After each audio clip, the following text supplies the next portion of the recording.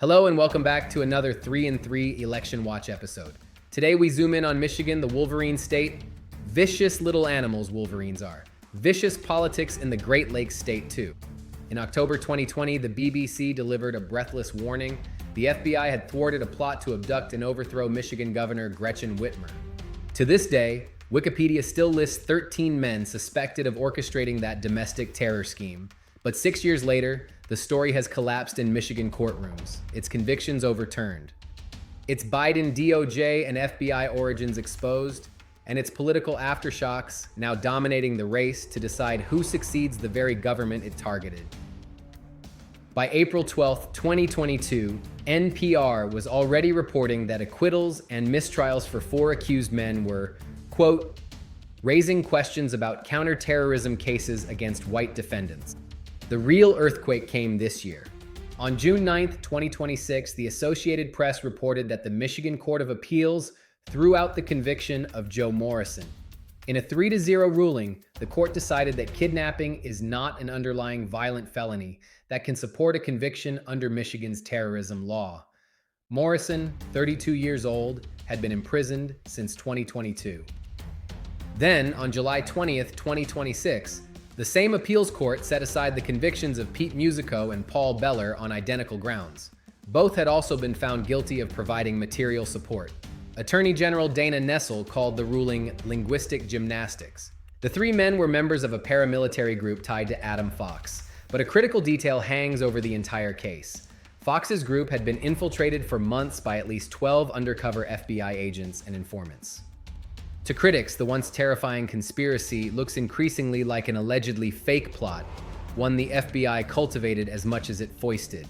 Michigan Secretary of State Jocelyn Benson was identified as one of the original early targets.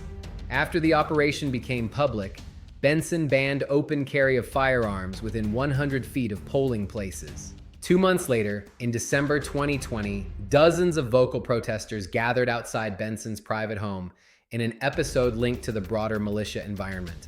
Yet even as the kidnapping convictions unravel in 2026, Benson has consistently kept the falling apart ruse alive, invoking rhetoric about threats to public servants.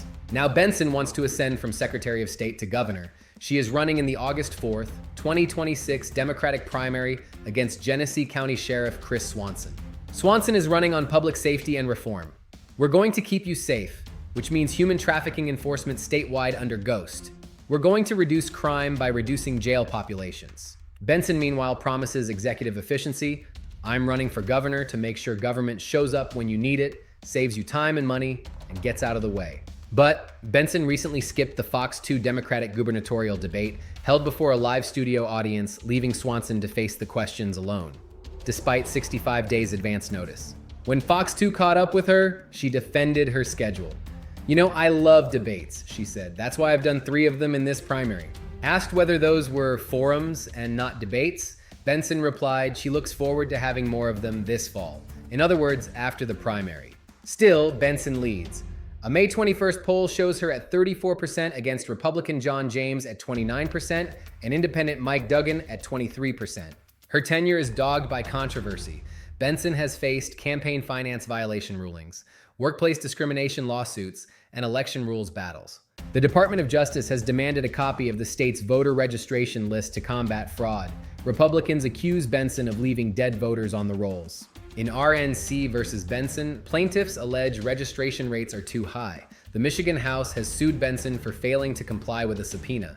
Benson and Governor Whitmer have framed federal scrutiny as partisan warfare. Michigan's elections are safe and secure, Whitmer said. But the ghosts of 2020 still fester. Documents suggest an operation in Muskegon employed canvassers to create fake applications in exchange for gift cards. President Trump highlighted the Muskegon scandal, charging that election security fell catastrophically short and referring to the scheme as pay, play, and cheat. Benson's office also faces heat over the Unlock Michigan petition drive. State Senator Kevin Daly noted that 125 days had passed without a single signature reviewed.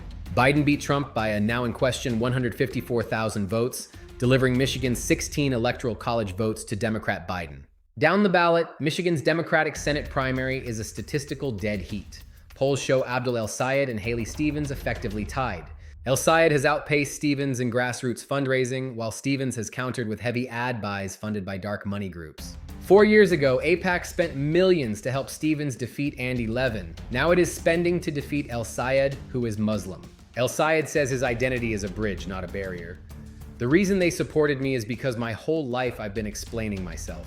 Stevens has made Israel advocacy central to her campaign. I will continue to fight for the people of Israel, she said. Michigan has an estimated Jewish population of 129,000, 225, and 240,000 Muslims, mostly in Wayne, Macomb, Oakland, and Dearborn.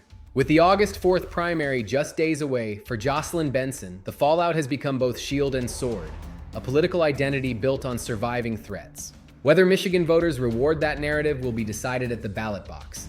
Will El Sayed prove that lefty politics can be palatable? We'll find out. Thanks for listening. See you next time on 3 and 3. Please subscribe at heartlandjournal.com and Substack. 3 and 3 is a Heartland Journal LLC property. Copyright 2026. All rights reserved.